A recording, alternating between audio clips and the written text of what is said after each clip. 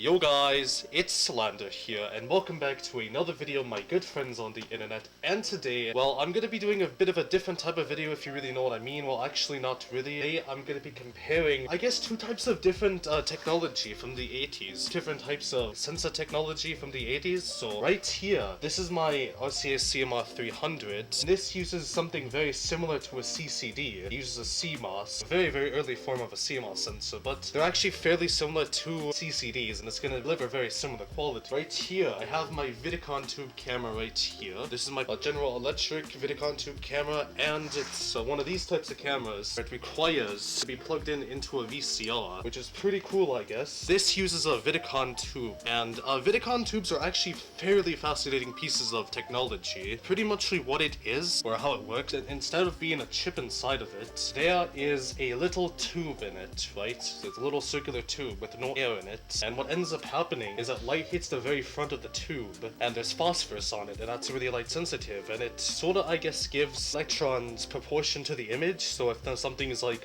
really bright, it's gonna give off a lot of electrons. If something's really dim, it's not gonna give off any electrons at all. But there is definitely one problem with this technology, and that is there's something called burn-in. It's just light sensitive material, obviously, and it just ends up getting burnt in to the image sensor for like a couple minutes. Just explaining just how this really works. So pretty much after the light hits the very front of the sensor, then there's a little bit of an electron beam that scans the little plate that the electrons hit. It scans, and when it does, it also gets reflected as well. And when it gets reflected back, the electronic beam that's reflected back is going to be pretty much affected by the little image that formed onto the little plate. So, you know, there's a really bright part of the image, beam going back is going to be extremely bright, and if there's a very dim part of the image, the beam is going to be very dim. Yeah, that's pretty much how they really work. So now, and then the CCD over here, or the cmos, or the MOS sensor, is just a chip, right? The camera that I'm using right now also uses a CCD as well. Well, technically this is a CCD and this is MOS technology, but they're fairly similar and they're both chips. So now I guess I'm gonna switch to the tube camera for a little bit, and you guys are actually gonna see the image quality of that. Okay, so now I am using my vidicon tube camera, and this is what this really looks like. So I guess I could explain really how the CCD works. This camera, so this right here is my high 8 that I was using to shoot the very beginning of the video, and this is not from the 80s at all. This is from the early 2000s, but it does shoot on high 8, so that is an analog format. Pretty muchly what this is just a little chip in it, and it's a charged chip. What ends up happening is that there's just a little bit of a charge that goes to the chip, and it's divided into little cells, and when one of those cells is hit by light, the charge gets affected. It goes to the processing this thing does. Affected charge gets converted into weakness and strength. What ends up happening is I just get an image, pretty much. And it works very different from what this is. This is solid state. It's also a lot more durable as well, but this is a lot better quality though, and you could definitely see what the tube looks like. Yeah, it's a very ghosty image, say that, but it's not too bad either. One thing that is very cool about the tube sensor though is the ghosting. Turn the light on this camera, you'll see something pretty amazing. You can see that burn-in. A lot of people actually really like this look, and I do too. I think it's actually pretty neat.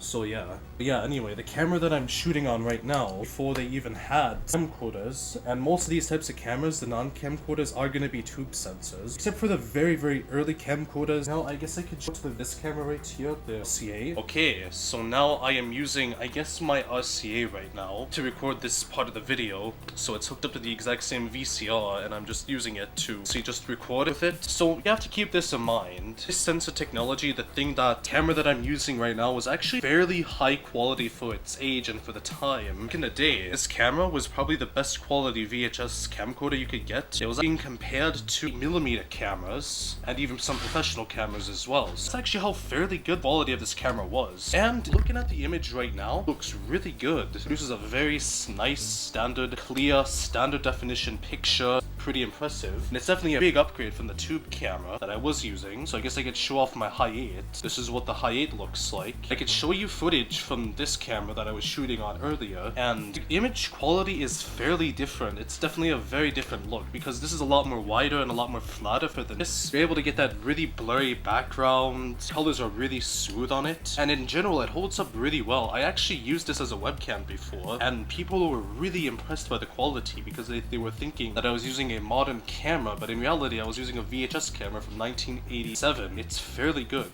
This is, I guess, the quality, and now I'm gonna switch back to this camera. Alright guys, so it is actually a couple days later. I just simply got a bit busy, you know, and I didn't really have any time to record the actual outro of this video, but now I do, and that is what I'm doing right now, guys. Anyways, so this was just my comparison video comparing, I guess, CCDs to tube sensors, and it is actually pretty impressive to see the actual difference in the progress we made in camera video technology as well, because the camera that I was showing off, the tube camera, was from 1984, and my RCA is from 1987, and I think that's only like a couple of years. To be honest, that is really impressive to see that much change in that little of time. Yet nowadays, we even have modern phones like this, for example, that actually shoot fairly decent video, better than this actually, a real camera, even though this is an older camera from like the early 2000s, and it's being hooked up to my VCR, and it's being recorded on the VHS. But anyways, so with the colors, for example, like when I was using the tube camera, the colors were really muted on that thing, and you could definitely tell that, yeah, this is definitely a tube camera, because the image was a bit softer, the colors were a bit more muted, and in general, the video just looked a lot different compared to, I guess, like the CCD or the CMOS or the solid state. Colors on this thing, for example, are less pastel, more real, if you know what I mean, and look actually a lot better, and in general, it's also just a lot sharper as well, and pleasing image. But yeah, guys, I hope you guys enjoyed this video. Leave a like if you liked this video as well. Hope you guys found it somewhat interesting, and yeah, I'll see you guys right on the next one.